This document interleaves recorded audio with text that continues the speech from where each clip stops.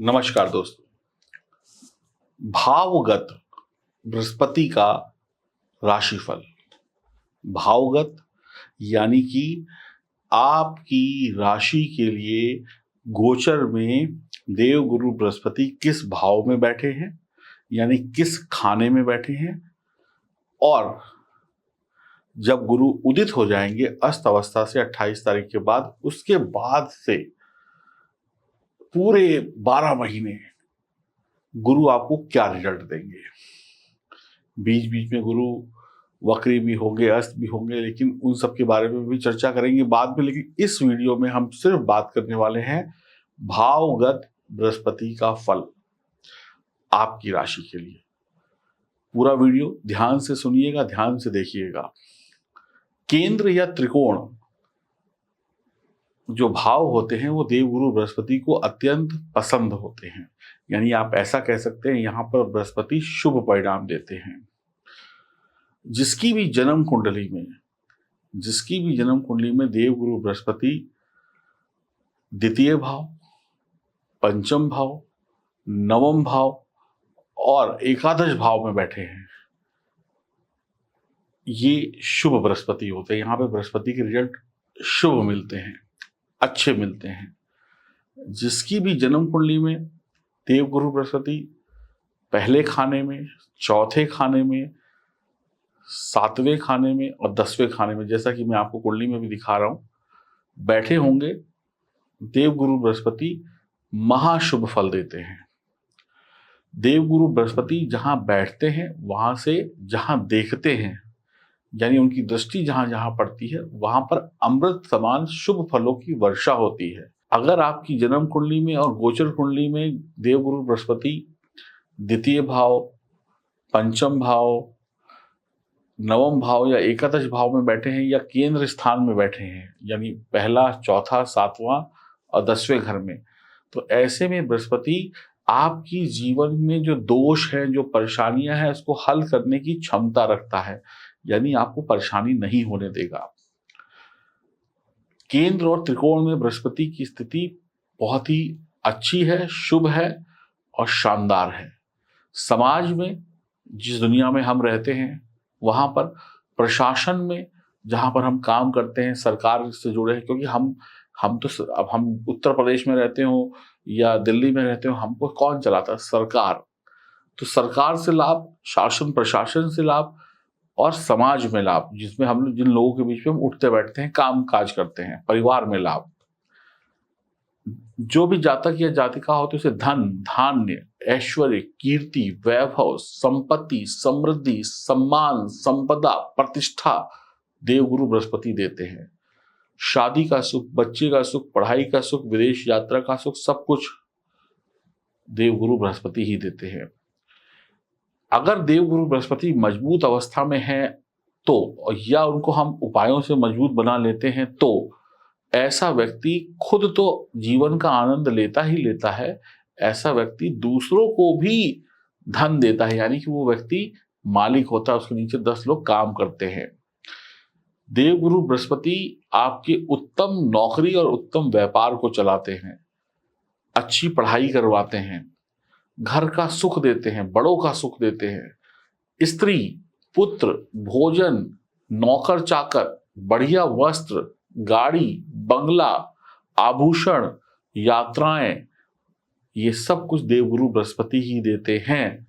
तो अब आप समझ गए देवगुरु बृहस्पति का उदय होना और देवगुरु बृहस्पति का वर्तमान में मंगल की राशि मेष में बैठना आपके लिए कितना इंपॉर्टेंट है और वो आपको क्या देंगे, ये हम चर्चा करेंगे।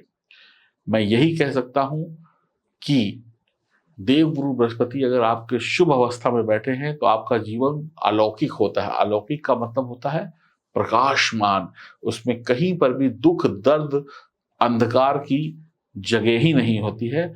तो मैं एस्ट्रोलॉजर सचिन आप सभी का एक बार फिर से स्वागत और अभिनंदन करता हूं, और हम बात करने वाले हैं देवगुरु बृहस्पति के उदय हो जाने के बाद 2023 से लेकर 2024 तक की यात्रा आपकी राशि के लिए क्या होगी।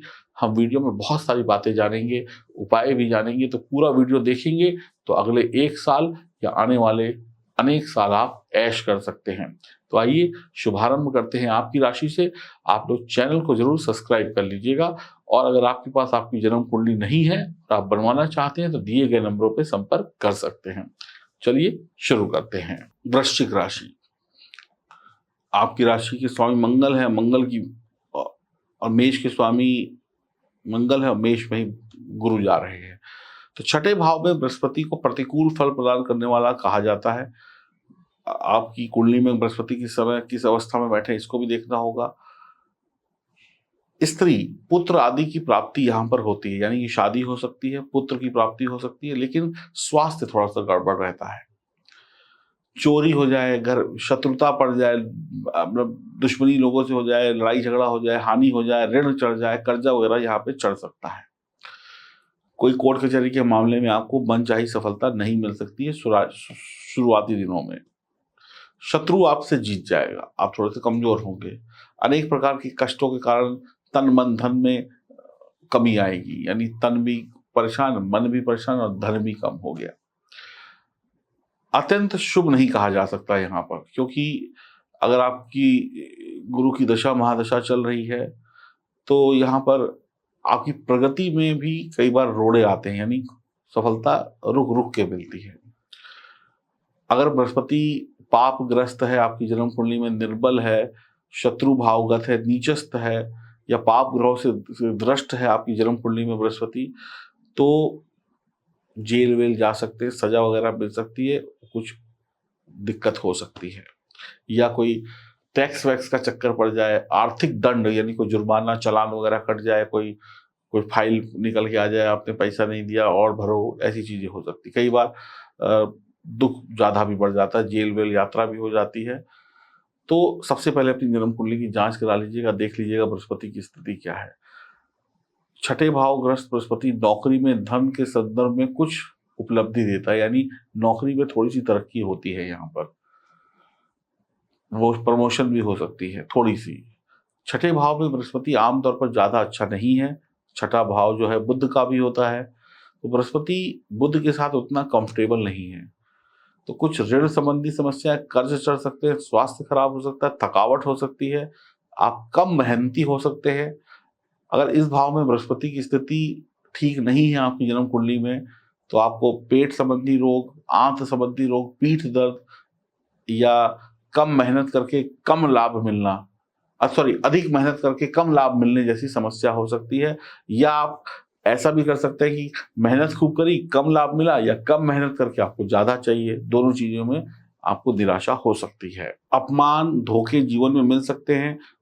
बुध भी कुछ शुरुआती समय के लिए यहाँ पे है, राहु भी यहाँ पे है, तो जीवन में कष्ट शुरुआती दिनों में ज्यादा बढ़ सकते हैं। सावधान रहिएगा।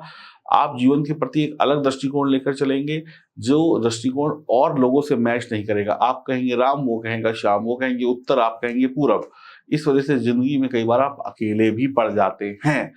तो भैया रहो सावधान वृश्चिक राशि वालों, इतना अच्छा समय नहीं है आपका, और जन्म कुंडली की जांच कराओ ताकि कुछ बुरा ना हो जाए। तो दिए गए नंबरों पे फोन करके जन्म कुंडली की जांच करा के अपनी कुंडली के हिसाब से सही उपाय ले लो, ताकि भैया सुरक्षित रहो। ठीक है भैया।